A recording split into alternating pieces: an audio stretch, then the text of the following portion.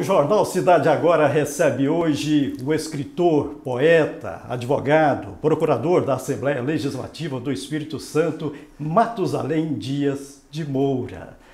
Matusalém, seja bem-vindo, muito obrigado por estar aqui com a gente, para a gente dividir um pouquinho desse lado do escritor, do poeta Matusalém. Eu que agradeço, Valdir, a oportunidade de estar aqui e de falar um pouco sobre a minha literatura.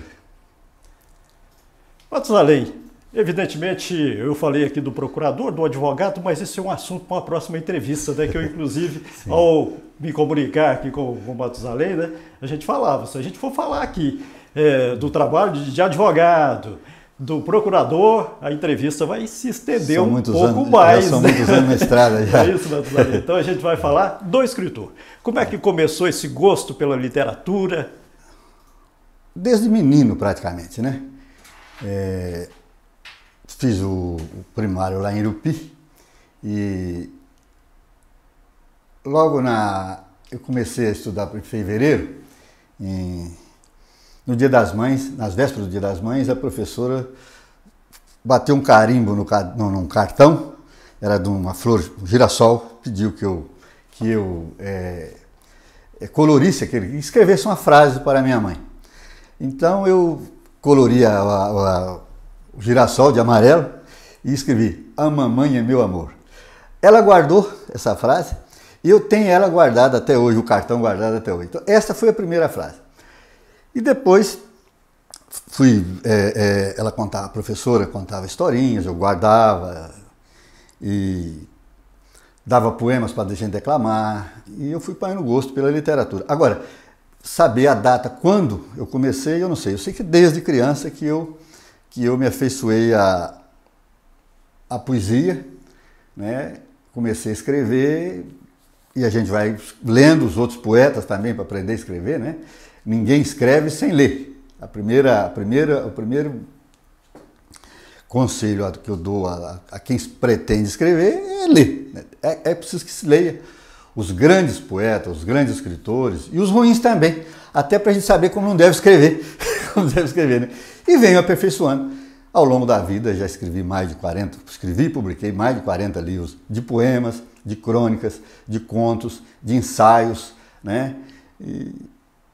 E vai por aí. História também escrevi. Agora, recentemente, ainda publiquei um livro de história de Una até 1930, né?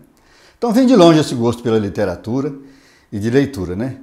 Tenho a impressão que a maior biblioteca de Una é a minha. Eu tenho uma biblioteca de muitos mil livros que fui escrevendo, que fui comprando ao longo da vida, às vezes deixando de jantar para poder pagar o livro, para poder ler. Então, li muito. E nesse início, houve alguém que o inspirou, Matusalém, nessa trajetória aí? Não, assim, não tenho assim um inspirador assim, do início, não. Depois, no longo da caminhada, já você vai escolhendo aqueles grandes poetas. Quando você lê, por exemplo, Drummond, você acha assim, isso eu também faço. Porque o Drummond é de uma simplicidade, o Drummond é de uma beleza no escrever, e a gente acha que, quando lê Drummond, a gente acha que a gente faz aquilo. A gente pode também escrever, e na verdade é muito difícil. Mas então eu li os poetas da minha preferência, foi Guilherme de Almeida, o Drummond, Manuel Bandeira e Jorge de Lima, o chileno Pablo Neruda, e fui lendo os outros também, né, dos franceses, né, li grandes poetas, muitos poetas ali, e a gente vai assim, você gosta, numa época você gosta mais de um, depois você gosta mais de outro, e tem uma época que eu nem leio poesia, leio só romance, outra época eu leio só crônicas, e é assim, história. Então, não tem assim, mas acho que influência de um assim especial, creio que tem de todos, né? Deve ter de todos, porque ninguém faz nada sozinho, ninguém aprende sozinho, né? Então é lendo os grandes que a gente aprende. E assim, viciei de tal maneira na poesia e na literatura que eu não passo um dia sequer sem ler um poema, sem ler uma crônica, páginas de romance. Eu não passo um dia sem um contato com a literatura, sem um namoro com a literatura. Hoje não é mais namoro, hoje é casamento mesmo, né? Já são muitos anos. Então eu todo dia, pelo menos 2 horas por dia, eu me dedico à literatura. Lendo, escrevendo, às vezes escrevo, não gosto, rasgo, jogo fora, mas escrevo e leio todos os dias. Além do senhor, do poeta Matusalém, quem o senhor destacaria de Iuna assim como um grande escritor de Iuna? Essa história de grande, eu acho que todos são grandes no seu ofício, né? Você é grande no jornalismo, outro é grande na enxada capinando, outro é grande como carpinteiro, outro é grande. Eu não sou assim muito de dizer que tem grande, não. Eu acho que todos fazem o seu trabalho e que só a história lá no futuro, lá na frente, é quem vai dizer quem foi de fato os bons, né? Mas acho que todo mundo, todo poeta, todo escritor escreve uma bela página e escreve uma péssima página também, né? Tem uma história que o Ledo Ivo perguntou, o Manuel Bandeira perguntou, o poeta Manuel Bandeira perguntou ao poeta Ledo Ivo qual era o melhor poema que o poeta Ledo Ivo havia lido. Ele foi e disse que era aquele poema do Manuel Bandeira, que é um homem revirando lixo, né? E que ele achava que era um bicho e era um homem, né? Esse é o melhor poema, mas o meu melhor poema, o melhor poema é o seu. Ledo Ivo respondeu o Manuel Bandeira, que eu já li. E o pior? O pior é o seu também. Você escreveu um poema, eu não sabia que a minha sogra é vinha. Se eu soubesse, eu mataria uma galinha. Então, esse é o pior poema também do Manuel Bandeira. E que segundo o juiz do grande poeta Ledo Ivo. Então todos nós escrevemos uma página, né, boa e uma página também ruim, porque é impossível escrever todo dia uma coisa boa. E também é impossível escrever todo dia uma coisa ruim, né? Uma hora você acerta. Dessa trajetória. Então Iuna tem, sim, bons poetas, tem bons cronistas, né? Recentemente mesmo, uma professora me pediu para fazer uma avaliação do trabalho das alunas dela, umas 10 alunas, que ela havia dado para ela escrever há um tempo poesia, né? E todas elas eu achei que tinha talento. Fiquei admirado. Aqui de Iuna. Todas as 10 tinha talento, escreveu bons poemas que eu acho que se continuar lendo, é preciso ler, né? Continuar lendo, vão se tornar grandes poetisas no futuro. Das muitas obras já escritas pelo senhor, o que o senhor destaca? Qual o senhor destaca mais? Quais? É difícil, né? Destacar mais. Eu gosto muito de um livrinho antigo, é um dos primeiros livrinhos de Haikai. Haikai é um poema japonês, né? De apenas 3 versos. É um poema que, quando você olha assim, aparentemente, você acha fácil de fazer, porque são só 3 linhas, 3 versos. Mas tem que ter de 17 sílabas fônicas, 17 sons. O primeiro verso tem 5, o segundo tem 7 e o terceiro tem 5.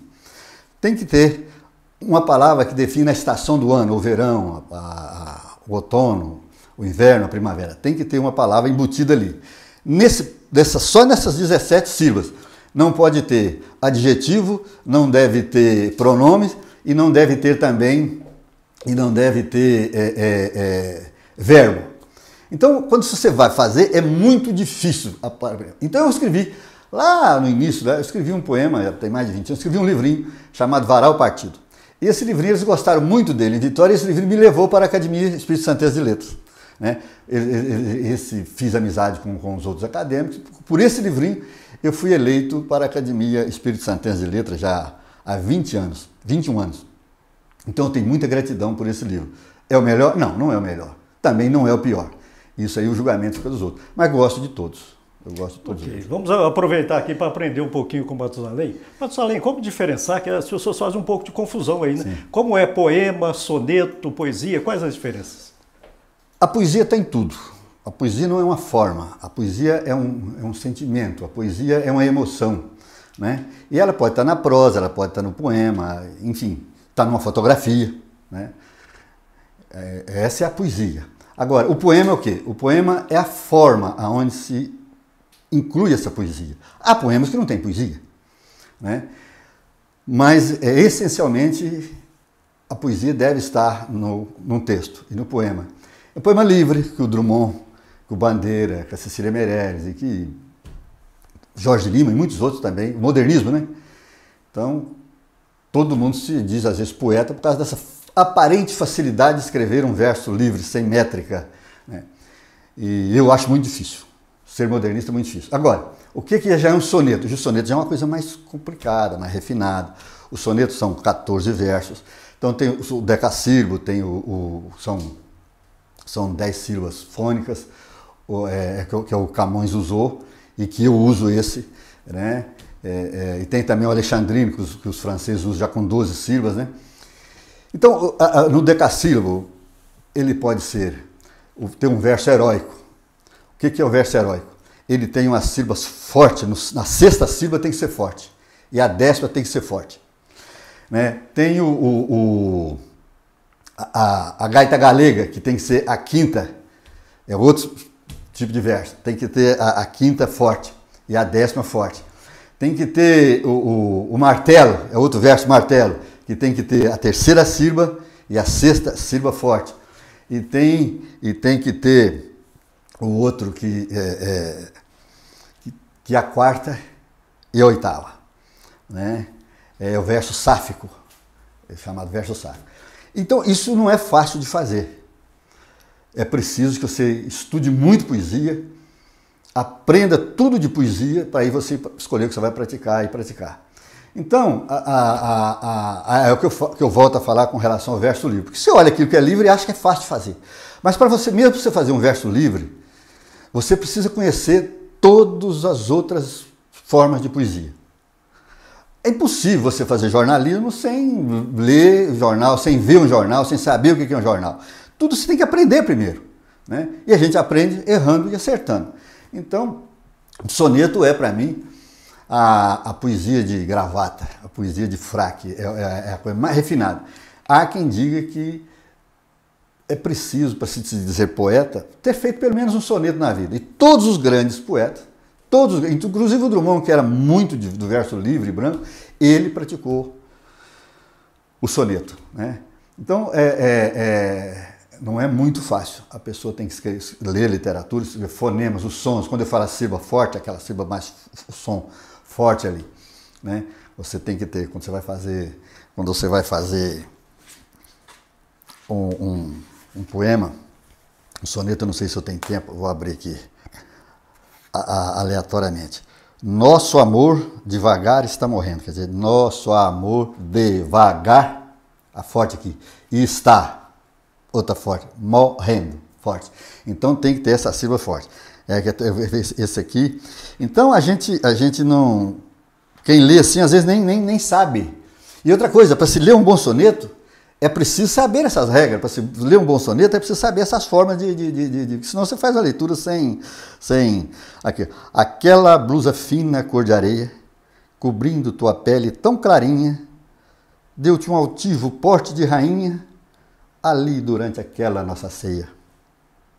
E a luz mortiça igual a uma candeia, ao bater em tua alma junto à minha, clareou-me o desejo que eu já tinha de enliar nossas vidas numa teia, tecida só de amor a vida inteira, até a nossa hora derradeira, às vezes racional, às vezes não, vivendo um para o outro bem assim, eu sendo só de ti e tu para mim, apenas respeitando o coração. Você abrir aleatoriamente aqui, e está no meu último livro de sonetos. Né? Então é uma forma mais difícil. Mas deve praticar. Aconselho os poetas que devem praticar, devem estudar, saber o que é. E aqui em Una, acho que o Yolando praticava o soneto, o Anfilófilo praticava, era um excelente sonetista, publicou pouco, né? O Anfilófilo, a política não deixou ele se dedicar à literatura, mas era um grande poeta e tem bons sonetos. O Yolando, ele... O José Olímpio também pratica o soneto, também escreve pouco, né? Ou pelo menos publica pouco, eu conheço pouco dele, mas é. E é uma poesia que eu gosto muito. É uma modalidade que eu aprendendo um pouquinho aqui com o escritor, poeta Matusalém Dias de Moura. Matusalém, como o senhor avalia o momento literário hoje no Espírito Santo, no Brasil? Hoje nós temos a internet, né? Inclusive o Matusalém tem o perfil dele, que é um negócio fantástico. Só de literatura, praticamente. É uma coisa maravilhosa. Para quem gosta de trovas, principalmente... O senhor gosta muito de trovas. Eu já escrevi, tem vários livros de trovas. Tem muitas. Tenho acho que 4 livros de trovas, né? Por exemplo, esse aqui está num livro, Bem-Querência, um livro de trovas, também é o meu último livro de trovas, né? Fingiste tanto, que por mim tinhas amor, que já nem me lembro quanto, também me fiz fingidor. Né? É uma poesia também de 4 versos, né? De 7 sílabas fônicas, rimando o primeiro verso com o terceiro, o segundo com o quarto, né? Que eu pratico. E gozado, a trova, as pessoas me reconhecem mais como poeta por causa da trova. né? Naquela rua estreitinha, lá na ponta da cidade, tua alma juntou-se à minha, e a minha felicidade, né? É um pensamento completo em 4 versos, e que, aliás, eu gosto de praticar quase todas as modalidades de poesia que eu li e aprendi, né? Eu não fiz um poema épico você vai levar aí, vai escrever um poema de 1000 versos, um poema só, né? Então isso eu não tentei ainda, e acho que não vou tentar também. Acho que não, já começo a ver a fita no fim da linha, a viver as impiedades do calendário, né? Então não sei se vai dar tempo de eu escrever tudo que eu pretendo, né? Mas gosto da trova, e meu perfil no Facebook está lá, todo dia quase eu publico alguma coisa, e é bem seguido. Matusalém, o que significa Iuna para o Matusalém? Tudo, né? Tudo, né? Para o homem, a pessoa... Iuna é o meu chão, Iuna é o meu chão, Iuna é a minha inspiração, né? Tudo que escrevo, na verdade, é fruto, é resultado do que eu vivi e assisti aqui nesta terra, né? Então, é uma pena que Iuna não seja tão... não esteja no lugar onde ela merece, no cenário cultural do Espírito Santo. O povo de Iuna é um povo culto, né? O povo aqui na região, onde o povo é mais culto, é o povo de Iuna. Isso, sem nenhuma modéstia, eu estufo o peito para dizer, Iuna é uma cidade de pessoas cultas, né? Agora, você havia me perguntado com a literatura no Espírito Santo. Hoje está tem muita gente escrevendo, e muita gente publicando, e muita coisa boa, e muita coisa também inferior, né? E a internet teve essa desvantagem, porque todo mundo foi para lá, o bom e o ruim. E com uma vantagem imensa da internet. Você acaba de publicar um poema aqui, ele naquele mesmo instante já tem uma pessoa me lendo lá em Portugal, lá no sul, lá no norte do país, né? E alguns até traduzem para outras línguas, né? Lá na Argentina, numa rádio lá, eles lendo um poema meu que tiraram no Facebook. Então o Facebook foi a melhor coisa que inventaram para os poetas, né? Eu acho. Eu gostaria que o senhor falasse, o senhor citou o carinho, o amor por Iuna, né? Do livro Subsídios para a História. Subsídios para uma história de Iuna. Por que eu disse para uma história de Iuna? Porque eu não quis, eu escrevi a história de Iuna, não. A história é a seguinte, durante muito tempo alunos me procuravam para saber sobre a história de Iuna. Depois passaram até professores me procurar também para saber sobre a história de Iuna. Um dia, no último mandato do Lino, o Onofre me apareceu lá em casa com ele para que eu fizesse um estudo para eles pedirem um dinheiro para o príncipe. Às vezes não sabia a história do príncipe, né? Então foi quando eu tinha lá um livro do Padre Demerval, que conta a história de Mãe Mirim, e conta ali do príncipe. Aí eu fui lá e fiz o trabalho para eles poderem um dinheiro, quer dizer, fazer sessão escola, o que quiser fazer lá no príncipe. Eles precisavam uma justificativa, escrevi para eles. Aí cheguei aí, bom, eu falei, então agora... Eu sempre ouvi aqui alguns escritores, colegas meus, dizendo que estava fazendo a história de Iuna, que ia escrever um livro de história de Iuna, mas isso eu ouço há muitos anos. Tem gente aí que há mais de 30 anos que está estudando história de Iuna, está escrevendo e não saía.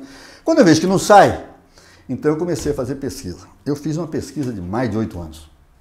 Né?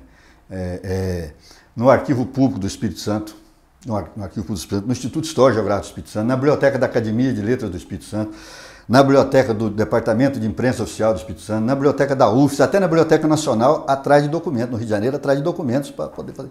E colecionei mais de 200 documentos sobre a história de Iuna até 1930. Desde 1814, quando surgiu a Estrada Real, até 1930. E parei em 1930.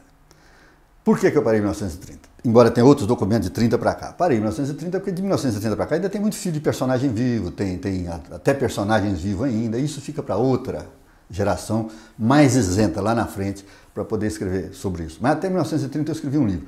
É um livro que você vai ler, você vai se orgulhar de Iuna, dos nossos antepassados, daqueles que brigaram por Iuna, daqueles que lutaram por Iuna. Era uma época em que Iuna pertencia a Iuna, do lado de cá do Rio Zé Pedro até Ipanema. Lajinha era Iuna, Mutum era Iuna, né? Chalé era Iuna, tudo pertencia a Iuna. E para quem não sabe, por exemplo, Mutum é o primeiro distrito de Iuna que se emancipou ainda pertencendo ao Espírito Santo. Né? Chamava Olha que Mutum é um município enorme. Chamava município de Marechal Hermes, e que era um distrito de Iuna. E Mutum era distrito de Iuna, e até Ipanema. Ipanema chamava José Pedro, né? até lá, do lado de cá do Rio Zé Pedro, perdi-se Iuna. E na briga do contestado, nós perdemos. Mas tiveram pessoas assim, valentes, tanto no Mutum como na Lajinha, que defendia, queria pertencer ao Espírito Santo. Queria pertencer ao Espírito Santo. Então, até quando eles falavam que Iuna era violento, quando você vai estudar a história, não está nesse livro, você vai ver que a razão da violência em Iuna, às vezes, era para defender o território capixaba. Que o mineiro vinha invadindo. Vou te citar um exemplo.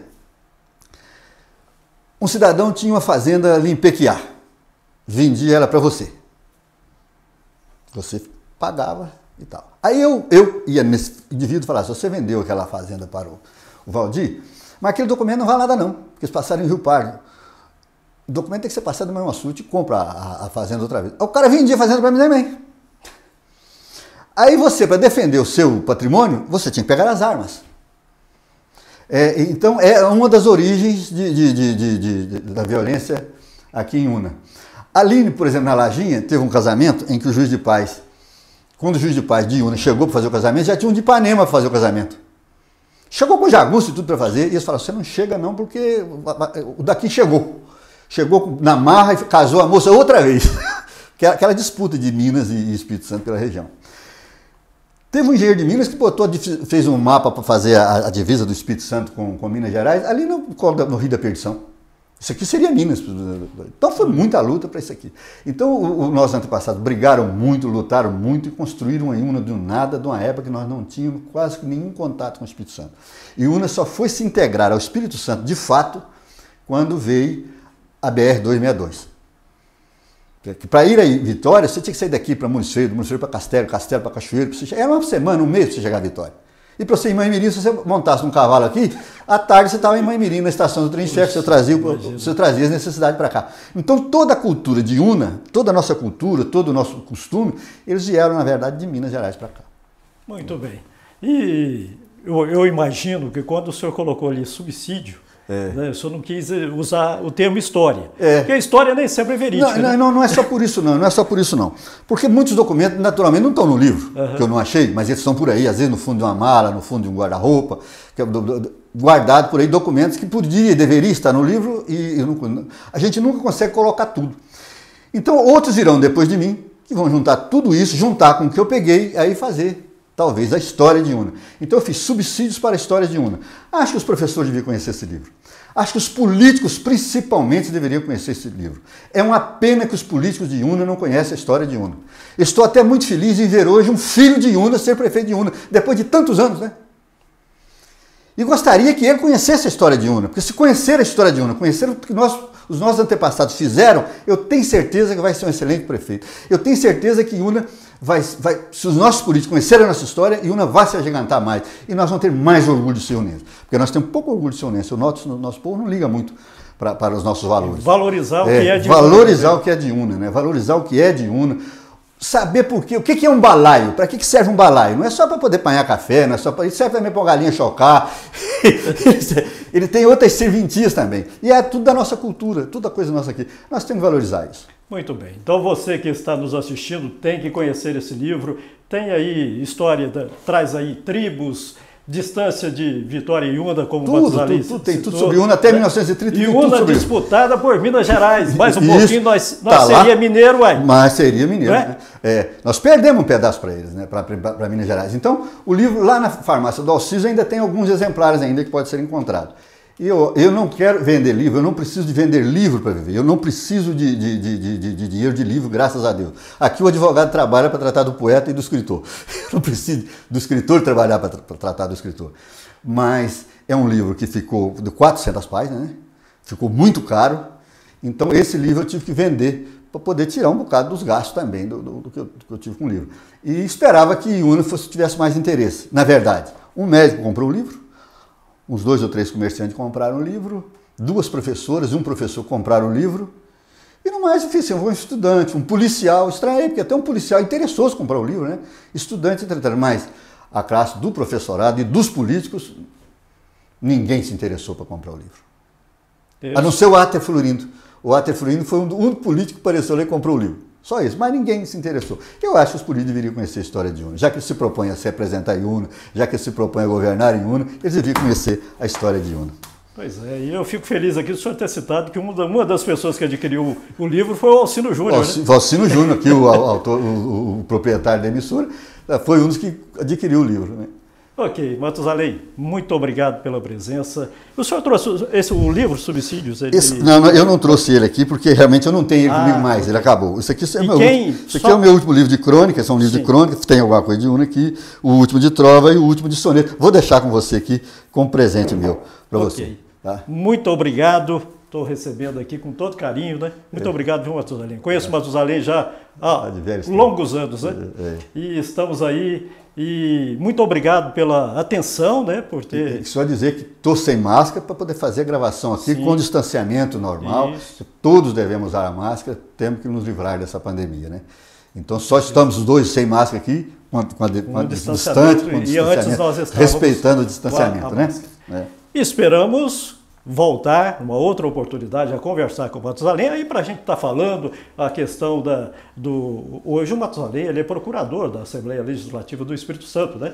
Para falar dessa questão jurídica, de política já também, o Matusalém já foi vereador, candidato a deputado. Presidente da Câmara, candidato a deputado. Só não tem muito voto, só nunca tive voto, mas candidato eu fui. E vereador eu fui eleito por um voto, sempre fui ruim de voto.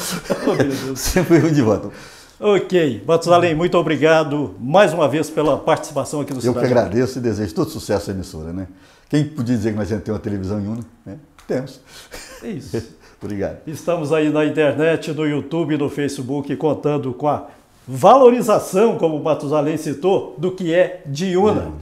Matusalém Dias de Moura, escritor, poeta, conhecedor profundo da língua portuguesa e advogado, foi o nosso entrevistado de hoje.